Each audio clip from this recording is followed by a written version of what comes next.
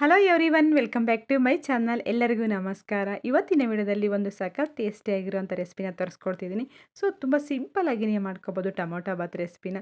So ನಾವು almost tiffin ಸೆಂಟ್ರಲ್ಲಿ ತಿಂತೀವಲ್ಲ ಅದೇ ಥರನೇ ಇರುತ್ತೆ. ತುಂಬ ಟೇಸ್ಟಿಯಾಗಿ ಬ್ರೇಕ್ಫಾಸ್ಟ್ಗೆ ಆಗಿರ್ಬೋದು, ಲಂಚ್ಗೆ ಆಗಿರ್ಬೋದು ಪ್ರಿಪೇರ್ ಮಾಡ್ಕೋಬೋದು. ತುಂಬ ಸಿಂಪಲ್ ಆಗಿನೇ ಮಾಡ್ಕೋಬೋದು. ಇದಕ್ಕೆ ಬೆಸ್ಟ್ ಕಾಂಬಿನೇಷನ್ ಅಂತ ನೀರು ಚಟ್ನಿ. ಬಿಸಿ ಬಿಸಿಯಾಗಿ ಟೊಮೊಟೊ ಬಾತ್ ತಿಂತಿದ್ರೆ ಸೂಪರ್ ಆಗಿರುತ್ತೆ. ಸೊ ಈ ರೆಸಿಪಿನ ಹೇಗೆ ಮಾಡೋದು, ಏನೆಲ್ಲ ಬೇಕು ಅಂತ ನೋಡ್ಕೊಳ್ಳೋಣ. ಹಾಗೆ ಫ್ರೆಂಡ್ಸ್, ನನ್ನ ಚಾನಲ್ ಫಸ್ಟ್ ಮಾಡ್ತೀರಿ ಸಬ್ಸ್ಕ್ರೈಬ್ ಮಾಡ್ಕೊಳ್ಳಿ. ಹಾಗೆ ಪಕ್ಕದಲ್ಲಿರೋಂಥ ಬೆಲ್ ಐಕಾನ್ನ ಕ್ಲಿಕ್ ಮಾಡಿ. ನಿಮಗೇನಾದರೂ ರೆಸಿಪಿ ಇಷ್ಟ ಆಯ್ತು ಅಂದರೆ ಒಂದು ಲೈಕ್ನ ಮಾಡಿ. ಸೊ ಈಗ ಬನ್ನಿ ಹೇಗೆ ಮಾಡೋದು ಅಂತ ನೋಡ್ಕೊಳ್ಳೋಣ. ಸೊ ಈ ಟೊಮೊಟೊ ಬಾತ್ ರೆಸಿಪಿಗೆ ಒಂದು ಮಸಾಲ ಪ್ರಿಪೇರ್ ಮಾಡ್ಕೊಳ್ಳೋಣ. ಆಲ್ಮೋಸ್ಟು ಈ ರೆಸಿಪಿ ಟಿಫನ್ ಸೆಂಟರ್ಗಳು ಮಾಡ್ತಾರೆ ಅದೇ ಥರನೇ ಇರುತ್ತೆ. ಸೊ ಇದಕ್ಕೆ ಒಂದು ಕಡಾಯಿ ಹಿಡ್ಕೊಂಡು 1 ಸ್ಪೂನಷ್ಟು ಆಯಿಲ್ನ ಸೇರಿಸ್ಕೊಂಡು ಇದಕ್ಕೆ ಶುಂಠಿ, ಬೆಳ್ಳುಳ್ಳಿ, ಹಾಗೆ ಚಕ್ಕೆ, ಲವಂಗ, ಒಂದು ಅರ್ಧ ಸ್ಪೂನಷ್ಟು ಸೋಂಪು, ಒಂದು ಏಲಕ್ಕಿನ ಸೇರಿಸ್ಕೊಂಡು ಫ್ರೈ ಮಾಡ್ಕೋಬೇಕು.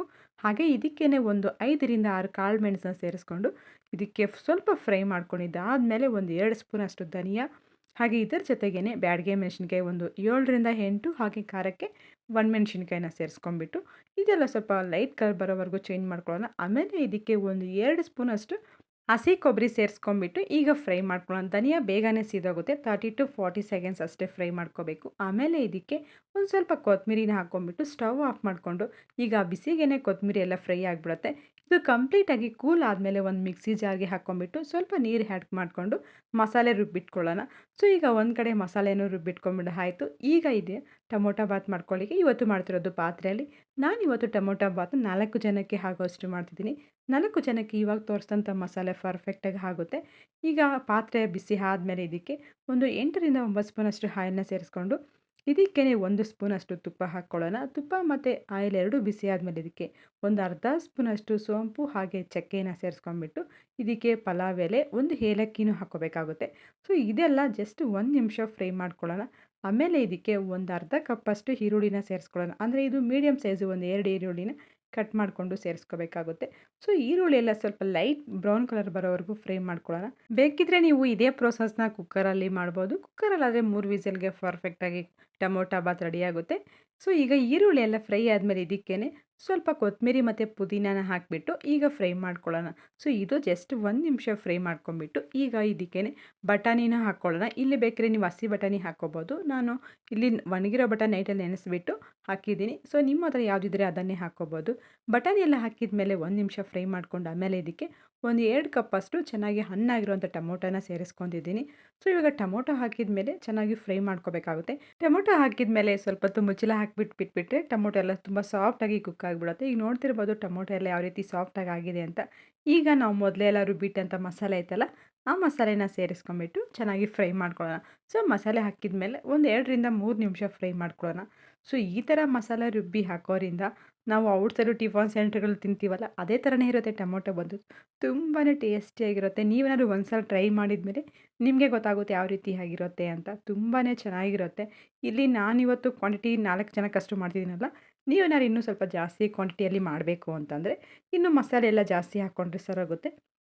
ಆ ಮಸಾಲೆ ಹಾಕಿದ ಮೇಲೆ 3ರಿಂದ 4 ನಿಮಿಷ ಫ್ರೈ ಮಾಡ್ಕೊಂಡಿದ್ದಾದಮೇಲೆ ನಾವು ಅಕ್ಕಿ ಎಷ್ಟು ಕ್ವಾಂಟಿಟಿಯಲ್ಲಿ ತೊಗೊಂಡಿರ್ತೀವೋ ಅದಕ್ಕೆ ಡಬಲ್ ಕ್ವಾಂಟಿಟಿಯಲ್ಲಿ ನೀರನ್ನ ಸೇರಿಸ್ಕೊಂಡ್ಬಿಟ್ಟು ಇವಾಗ ನೀರೆಲ್ಲ ಹಾಕ್ಕೊಳ್ಳೋಣ. ನೀರೆಲ್ಲ ಹಾಕಿದ ಮೇಲೆ ರುಚಿಗೆ ತಕ್ಕಷ್ಟು ಉಪ್ಪನ್ನ ಹಾಕಿಬಿಟ್ಟು ಮುಚ್ಚಳ ಹಾಕಿಬಿಟ್ಟು ಒಂದು 5 ನಿಮಿಷ ಕುದಿಯೋಕೆ ಬಿಟ್ಬಿಡೋಣ. ಸೊ ಹಾಗೆ ಬಟಾಣಿನೂ ಸ್ವಲ್ಪ ಬೇಯಬೇಕಲ್ವ, ಅದಕ್ಕೆ ನಾವು ಅಕ್ಕಿನ ಮೊದಲೇ ಇವಾಗ ಟೊಮೊಟೊ ಬಾತ್ ಪ್ರಿಪ್ರೇಷನ್ ಮಾಡ್ತಿರ್ತೀವಲ್ಲ ಅಂಥ ಟೈಮಲ್ಲಿ ಅಕ್ಕಿನ ಒಂದು 20 ನಿಮಿಷ ಮೊದಲೇ ನೆನೆಸಿಕ್ಕೋಬೇಕು. ನೀರು ಚೆನ್ನಾಗಿ ಕುದಿಯೋ ಟೈಮಲ್ಲಿ ಈಗ ಅಕ್ಕಿನ ನೀರೆಲ್ಲ ಬಗ್ಗಿಸ್ಬಿಟ್ಟು ಈಗ ಅಕ್ಕಿನ ಸೇರಿಸ್ಕೊಳ್ಳೋಣ. ಸೊ ಅಕ್ಕಿ ಹಾಕಿದ ಮೇಲೆ ಹಾಗೆ ಉಪ್ಪು ಖಾರ ಎಲ್ಲ ಹೊಂದ್ಕೊಂಡಿದೆಯಾ ಅಂತ ಒಂದು ಸಲ ಚೆಕ್ ಮಾಡಿಬಿಟ್ಟು ಮುಚ್ಚಳ ಹಾಕಿಬಿಟ್ಟು ಒಂದು 5 ನಿಮಿಷ ಹಾಗೆ ಬೇಯಕ್ಕೆ ಬಿಟ್ಬಿಡೋಣ. ಸೊ 5 ನಿಮಿಷ ಆದಮೇಲೆ ನೀವು ನೋಡ್ತಿರ್ಬೋದು ರೈಸ್ ಕ್ವಾಂಟಿಟಿ ಒಂದು 30% ಅಷ್ಟು ಈಗ ಬೆಂದಿದೆ. ಸೊ ಇನ್ನೊಂದು 5 ನಿಮಿಷ ಅದೇ ಥರ ಮಾಡ್ಕೊಂಬಿಡೋಣ ಮುಚ್ಚಳ ಹಾಕಿಬಿಟ್ಟು. ಈಗ ನೀವು ನೋಡ್ತಿರ್ಬೋದು ನೀರಿನ ಕ್ವಾಂಟಿಟಿ ಎಲ್ಲ ಕಮ್ಮಿನೂ ಆಗಿದೆ. ಒಂದು 70% ಅಷ್ಟು ರೈಸು ಸಹ ಬೆಂದಿದೆ. ಈಗ ಕೊತ್ತಂಬರಿ ಮತ್ತು ಪುದೀನ ಕೊನೆಗೆ ಸೇರಿಸ್ಕೊಂಬಿಟ್ಟು ಎಲ್ಲ ಒಂದು ಸಲ ಮಿಕ್ಸ್ ಮಾಡಿಕೊಂಡು ಈಗ ಮುಚ್ಚಳ ಹಾಕಿಬಿಟ್ಟು ದಮ್ ಮಾಡ್ಕೊಳ್ಳೋಣ.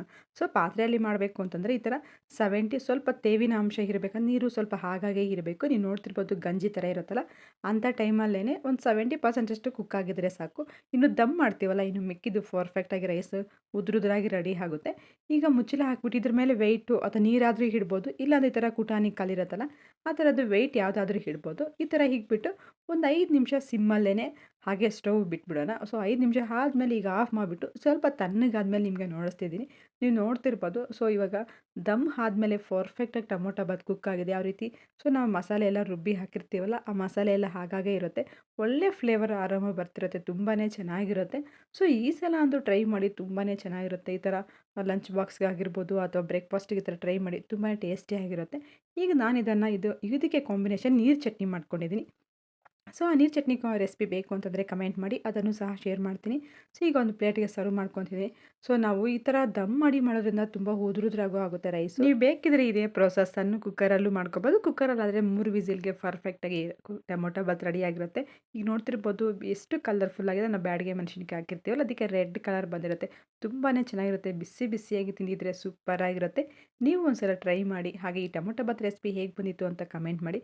ನಿಮ್ಗೆ ಯಾವ್ದಾದ್ರು ರೆಸಿಪೀಸ್ ಬೇಕು ಅಂದರೆ ಕಮೆಂಟ್ ಮಾಡಿ. ಓಹ್! ಈ ರೆಸಿಪಿ ನಿಮ್ಗೇನಾದ್ರು ಇಷ್ಟ ಆಯಿತು ಅಂದರೆ ನಿಮ್ಮ ಫ್ರೆಂಡ್ಸ್‌ಗೆ, ಫ್ಯಾಮಿಲಿ ಮೆಂಬರ್ಸ್‌ಗೆಲ್ಲ ಶೇರ್ ಮಾಡಿ. ಸೊ ಮತ್ತೊಂದು ನೆಕ್ಸ್ಟ್ ವಿಡಿಯೋದಲ್ಲಿ ಮತ್ತೆ ಸಿಗೋಣ. Thank you friends.